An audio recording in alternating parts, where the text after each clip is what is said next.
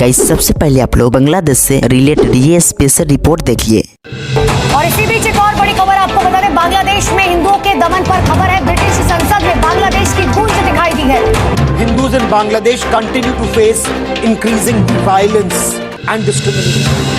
बांग्लादेश में हिंदुओं पर अत्याचार का भारत में कई जगह विरोध हो रहा है। मध्य प्रदेश के कई शहरों में बांग्लादेश के खिलाफ प्रदर्शन किया गया है। तो गाइज क्या है इसका कारण और क्यों किया जा रहा है हिंदुओं पर इतना अत्याचार, तो इसे जानने के लिए मेरे वीडियो में लास्ट तक बने रहिएगा। तो चलिए इस वीडियो की शुरुआत करते हैं।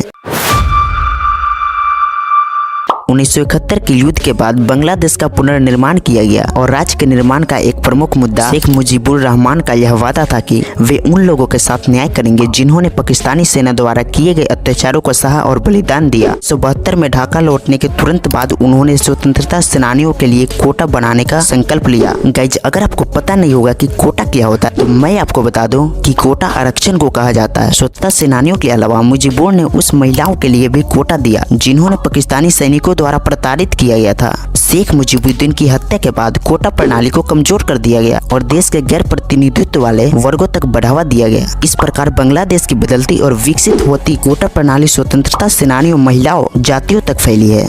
पिछले कुछ सालों में स्वतंत्रता सेनानियों की संख्या में कमी आने के कारण कोटा प्रणाली का कभी कभी कम उपयोग होता है, इसलिए कोटा के दुरुपयोग की संभावनाएं पैदा हुई। आलोचकों का तर्क था कि जब तक स्वतंत्रता सेनानी युवा थे और नौकरी की तलाश कर रहे थे तब तक उन्हें आरक्षण देना उचित था। स्वतंत्रता सेनानियों के निधन के बाद उनके बच्चों को नौकरियों में आरक्षण मिल रहा है और अब स्वतंत्रता सेनानियों के पोते पोतियों को भी पुनर्जीवित कोटा प्रणाली का लाभ मिलने जा रहा है। कई बार जब परिवार उपलब्ध नहीं होते थे तो संदेह होता था कि कोटा शेख हसीना की अवामी लीग के पार्टी कार्यकर्ताओं तक बढ़ा दिया गया था। बांग्लादेश की राजनीतिक व्यवस्था पर लंबे समय से शेख हसीना और अवामी लीग का दबदबा बना रहा है। विपक्षी दलों और आलोचकों के बीच यह भावना बढ़ती जा रही है कि स्वतंत्रता सेनानियों के लिए कोटा वास्तव में नौकरशाही या सिविल सेवा के भीतर अवामी लीग के करीबी समर्थकों का एक समूह बनाने का प्रयास था। यह मुख्य कारणों में से एक था जिसने छात्रों को सुधार आंदोलन करने को प्रेरित कर दिया, जिसको लेकर छात्रों ने बहुत अधिक प्रोटेस्ट करने लगे। तो छात्रों ने जब प्रोटेस्ट चालू किया तो बांग्लादेश के प्रधानमंत्री शेख हसीना ने 2018 में इस प्रणाली को समाप्त कर दिया। इसके बाद क्या हुआ कि स्वतंत्रता सेनानियों के वंशज और 6 व्यक्तियों ने मिलकर उच्च न्यायालय में अपील किया कि फिर से यह प्रणाली को लागू करना चाहिए। उच्च न्यायालय के फैसले की प्रतिक्रिया देते हुए सरकार ने सर्वोच्च न्यायालय के अपीलीय प्रभार में अपील दायर की। यह स्पष्ट हो गया क्योंकि न्यायालय ने कोटा प्रणाली को वापस लाया था, इसलिए शेख हसीना यह सुनिश्चित करने का प्रयास करेंगे कि वे स्वतंत्रता सेनानियों के वंशजों के लिए 30% कोटा पुरानी प्रणाली को नई कोटा प्रणाली में फिर से लागू किया जाए। इसने मौजूदा विरोध प्रदर्शनों को जन्म दिया, लेकिन छात्रों को इस प्रणाली से बहुत ही कठिनाई होती थी क्योंकि हर वर्ष बांग्लादेश में 3000 सीटों की नौकरियां निकलती है जिसमें 4 लाख छात्र फॉर्म भरते हैं और सबसे अधिक सीट स्वतंत्रता सेनानी के बच्चे और उनके वंशज ले जाते हैं। इसके बाद क्या हुआ कि शेख हसीना ने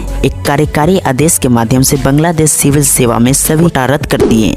यह स्पष्ट उन छात्रों के लिए एक झटका था जो कोटा प्रणाली में सुधार चाहते थे, न कि इसे खत्म करना चाहते थे। यह स्पष्ट था कि अगर स्वतंत्रता सेनानियों को कोई कोटा नहीं मिलेगा तो किसी और को भी नहीं मिलेगा। इसके बाद क्या हुआ कि ये प्रणाली 2020 में लागू हो गया। इसके बाद क्या हुआ कि शेख हसीना सभी कोटा खत्म करने के लिए अपने फैसले पर अड़ी रही और 2020 में कार्यकारी आदेश लागू हो गया और शेख हसीना ये आदेश जहां दे रही थी वहां पे छात्रों ने प्रोटेस्ट करना चालू कर दिया और लगभग 1200 पत्रकार और कर्मचारी मारे गए और कुछ कर्मचारियों को तो पुलिस ने बचा लिया। तो छात्रों के प्रोटेस्ट के बाद शेख हसीना को अपने पद से रिजाइन देना पड़ा, जिसके बाद वो अपने बांग्लादेश को छोड़कर भारत लौट आई। कि इस प्रोटेस्ट ने शेख हसीना की सरकार को गिरा दिया, जिसके बाद वहाँ के लोगों ने एक नई सरकार चुनी जो कि मोहम्मद यूनुस की सरकार थी और मोहम्मद यूनुस को सत्ता मिलने के बाद यह प्रोटेस्ट हिंदू मुस्लिम की लड़ाई में छिड़ गई और वहाँ के मुस्लिम आतंकियों ने हिंदू लोगों पे अत्याचार करना चालू कर दिया और यहाँ तक कि हिंदू धर्म के मंदिर को तोड़ने फोड़ने लगे और इससे भी नहीं हार माने तो उन्होंने हिंदू धर्म के व्यक्तियों को पीटना चालू कर दिया। हाल ही में एक खबर आया था कि भारत से एक व्यक्ति अपनी दोस्त से मिलने गया था और जब बांग्लादेश में पहुंचकर और अपनी दोस्त के साथ घूमने निकला, जिसके बाद क्या हुआ कि वहाँ के कुछ समुदाय ने हिंदू धर्म बताने पर उनको बहुत पीटा। उनके साथ और क्या हुआ आप लोग खुद सुन लीजिए इस क्लिप में। जी, जब मैं 23 तारीख को इस महीने नवंबर के 23 तारीख को मैं बांग्लादेश गया था घूमने के लिए और थोड़ा काम था तो मेरे दोस्त के घर गया था, उसने इनवाइट भी किया था। तो उसने मैं 26 तारीख मतलब इस नवंबर के 26 तारीख रात को 11 बजे मेरा ट्रेन था इंडिया वापस आने का। तो उसी टाइम को मेरे फ्रेंड ने बोला कि भाई चलो आज तो तुम घर चले जाओगे, तो आज चलो मेरे साथ, हम थोड़ा घूम के आते बाहर। तो रात को 8:30 बजे मैं और वो निकले थे।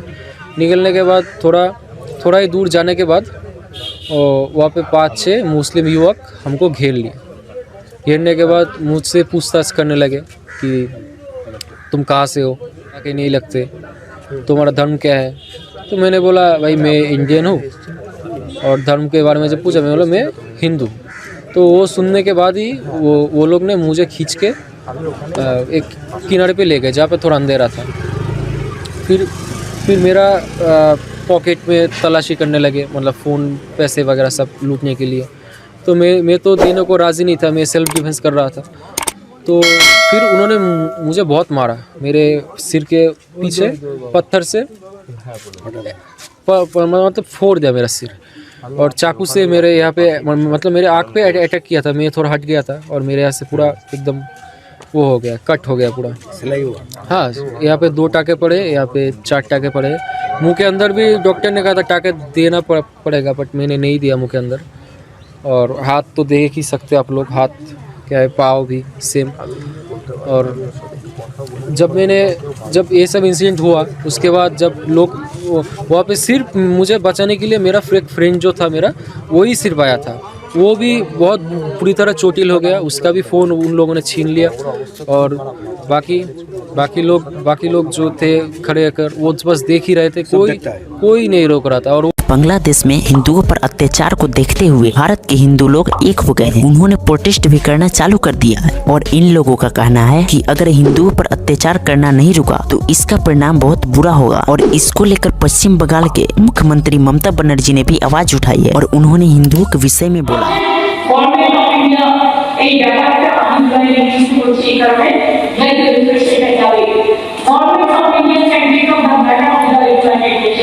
So then they said the PCB court in Bangladesh, and we had refused of people from Bangladesh.